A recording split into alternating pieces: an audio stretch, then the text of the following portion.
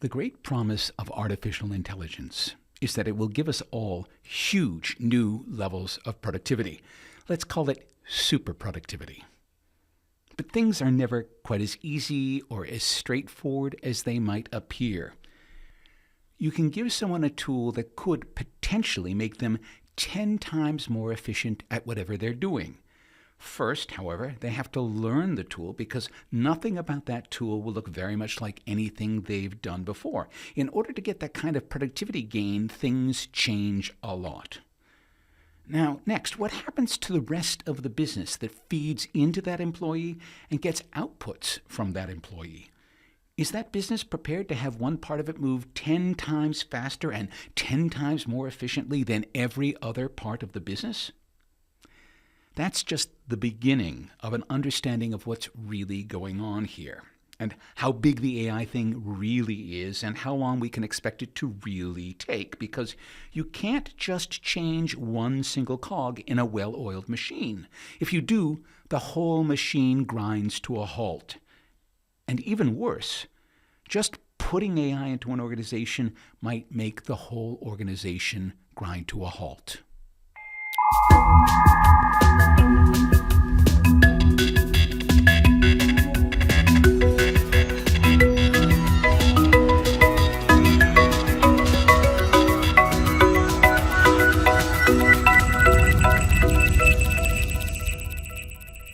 G'day, I'm Mark Pesce. The coming next billion seconds will be the most transformative in human history.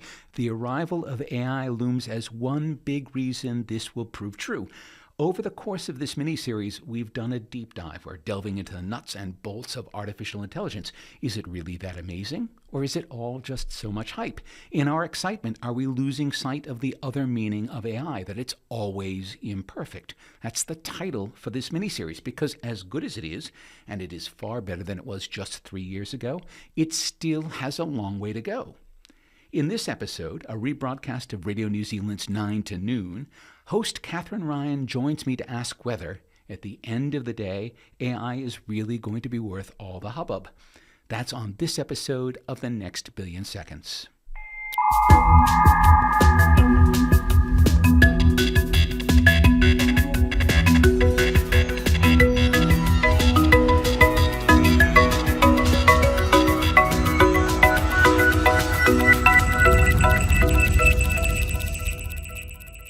Mark Pesce is waiting patiently for us, our tech commentator, futurist writer, educator and broadcaster. Hello, Mark. Good morning, Kathryn. Now, what happens when a cloud data centre is destroyed by fire? So, at the end of last month, a South Korean government data center, a cloud center, was destroyed. We'll come to how it was destroyed in a minute because there's a bit of irony there. It turns out that they had one data center that they basically pointed almost all of the government services at. And because of the way the laws are structured in South Korea, people weren't allowed to store government data on their computers on their desks. So basically all of the data was in this cloud data center. It caught fire, and this is when it came to light that all the data was stored in the cloud data center, but it hadn't been backed up anywhere else. So what does that mean? So something around a petabyte. To give you an idea, that's like if you have a normal sort of iPhone, that would be the equivalent of 4,000 full iPhones worth of data that basically is very difficult to recover or to get from other sources, has been lost forever. And this is key data about people, about services, about government programs. It's just kind of gone.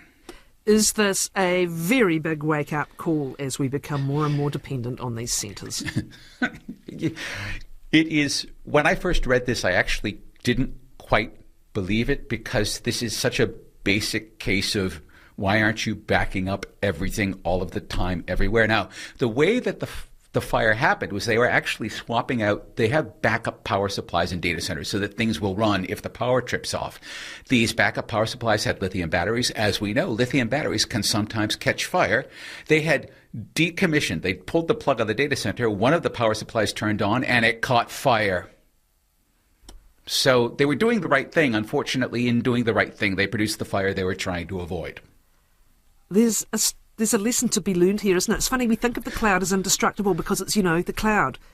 But actually, there's a physical infrastructure that hosts it. Yes. And I mean, the thing we need to remember is the cloud is always someone else's computer, and you're dependent on how well they take care of that. Indeed. Back up promiscuously, you say. Indeed. Yes. Now, and 4 people have been arrested for professional negligence. Okay, so that's getting serious. Indeed. Yeah. Okay. Now, we've talked about AI and slop. What is work slop? I will give you the definition of work slop from the Harvard Business Review, which just did a nice long article on it. It is, and I quote, AI-generated work content that masquerades as good work, but lacks the substance to meaningfully advance a given task. Now, why does that happen? Well, an employee is using Copilot or any of the other tools to basically do whatever busy work they have assigned. And the tool is not expert because the tools aren't expert in your organization and your processes and your governance. So it's going to give you a kind of answer, and then that's going to go to the next person in the chain who has to deal with this kind of answer. And it appears, and this is the thing the authors point out, people spend so much more time cleaning up other work slop that, in fact, as more of this work slop works its way into the organization, and it's happening to most organizations now, instead of getting a productivity increase from using AI, they're actually getting a productivity decrease because the work slop is making people work harder. Surely there's an app for that. Or some kind of creepy remote monitoring or something. Yeah. I think the app is do your work. And it's not to say that AI is wrong in all circumstances. It's not that, but it's this kind of buck passing that people are doing with AI that causes the work slop. Work slop, AI can be great for summarizing something if you need to be across it, but then handing that along means it's missing the nuance that person may need to be able to make a decision, so on and so forth.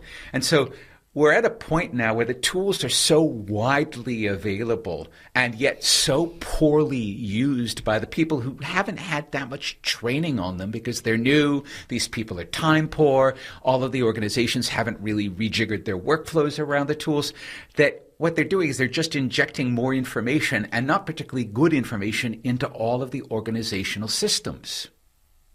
So a lot of the work slop's happening peer-to-peer, but some is also sent to managers by direct reports. Yeah. Someone's actually calculated the tax associated with it. How so? Yes, so look, they basically think that they're taking a look at how much time people need to focus on the task when they're given work slop versus the amount of time that they can get through a task when they're not. And that represents basically the task.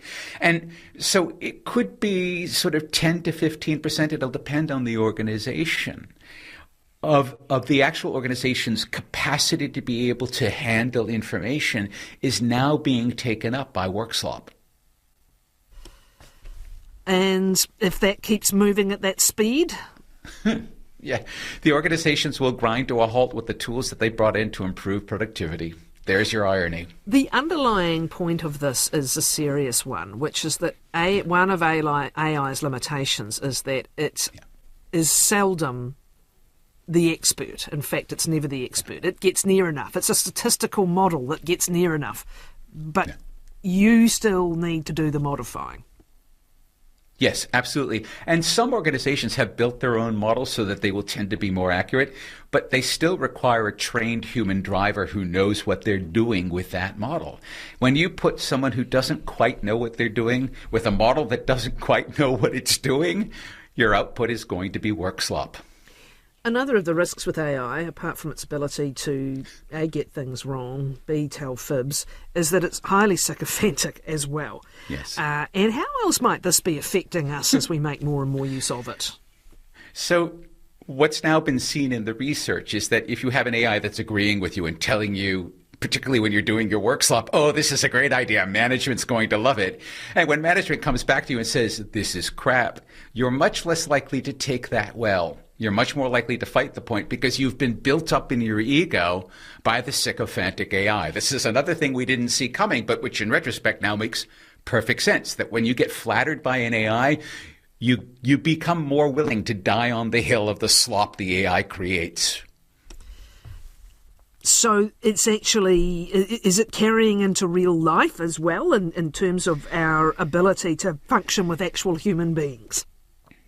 Well, we already know and we've already talked about the ChatGPT psychosis. We know that this is a factor in it, that people become so enamored of the reinforcement that they're getting from their chatbot models that they will tend to ignore the humans in their life, the people who love them and care for them, and focus more on the output they're getting that's agreeable to them. This is now happening in a workplace context. And so all of the negotiation that's just part of having a job and working with other people in a productive context is getting harder because of that sycophancy. What's the solution then? Because we have to learn to work with this thing and to make it better and to get better at how we make it better. So I heard something brilliant yesterday that answers this question precisely, and this was from a talk that folks were giving at Google. So Google is basically advising people how to make the AI less sycophantic. Rather than saying, I think blah, blah, blah, blah, blah, you need to say, my friend thinks blah, blah, blah, because then it will say, oh, your friend has a horrible idea, rather than telling you that your idea, which is horrible, is good. So basically put it almost in the third person to the chatbot, and that makes it much easier for it to actually come back and tell you you're wrong. Very interesting. Complicated, but interesting. As always, Mark Pesce, thank you for your time. The Next Billion Seconds was written and presented by Mark Pesce. Big thanks to Radio New Zealand and Kathryn Ryan in particular for permission to rebroadcast our conversation. The Next Billion Seconds is produced by Medium Productive executive producer Josh Butt. If you like our show, please remember to follow us in your favorite podcasting app. And if you know someone who might be interested in this topic, please share our show with them. This is Mark Pesce, thanking you for listening.